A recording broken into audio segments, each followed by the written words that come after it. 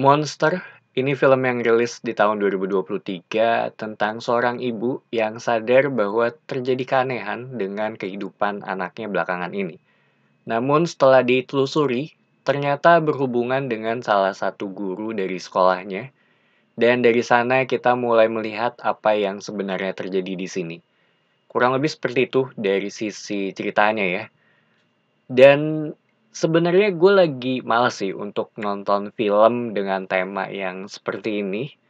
Cuma karena banyak yang bilang bagus dan kemarin tuh sempat menang di Cannes juga ya sebagai Best Screenplay dan masuk banyak di beberapa nominasi juga di beberapa festival film. Jadi gue sendiri cukup penasaran gitu mengenai akan sebagus apa nih filmnya nanti. Cuma kalau ngomongin secara cerita sendiri, menurut gue ini tuh film yang terhitung to the point. Film ini dibuka dengan pengenalan karakter mengenai ibunya siapa, anaknya siapa. Ya, menurut gue terhitung film drama biasa ya. Sampai ada satu scene pas malam dengan setting di dalam mobil ya. Itu menurut gue ngagetin sih. Dan gue langsung cukup tertarik karena dari sana cukup serius ya mengenai apa yang terjadi dan setelahnya juga kita perlahan mulai tahu mengenai apa sih yang sebenarnya penyebabnya serta misteri di balik ini semua gitu yang berhubungan dengan kehidupan masing-masing karakter yang ada di film ini. Kurang lebih seperti itu sih kalau ngomongin dari sisi ceritanya ya. Sisanya gua nggak mau spoiler. Secara alur, film ini tuh dibagi menjadi 3 point of view.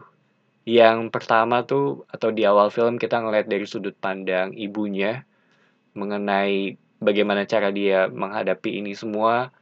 Terus dari sudut pandang gurunya kita ngeliat mengenai apa sih yang terjadi dari sudut pandangnya dia juga gitu.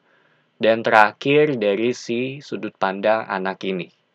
Sebenarnya agak ngingetin gue dengan series di Fair yang emang terbagi dalam point of view yang berbeda juga ya.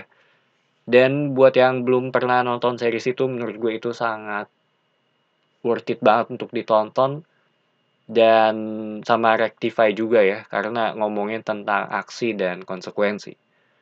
Dan selama gue nonton terutama setelah kejadian di awal film ya di dalam mobil itu gue ngerasa kalau ini tuh film yang emang realistis, terutama dari sisi ceritanya, terus bagaimana aksi dan reaksi karakter yang ada di sini gitu, serta situasi yang terjadi di sana, bagaimana cara mereka berinteraksi satu sama lain, serta sudut pandang yang mereka bawa juga.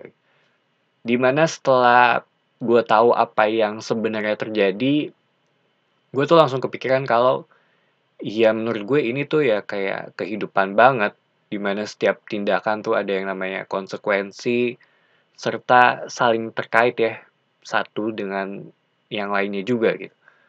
Dan kalau Jay Esser tuh sempat bilang, everything affects everything.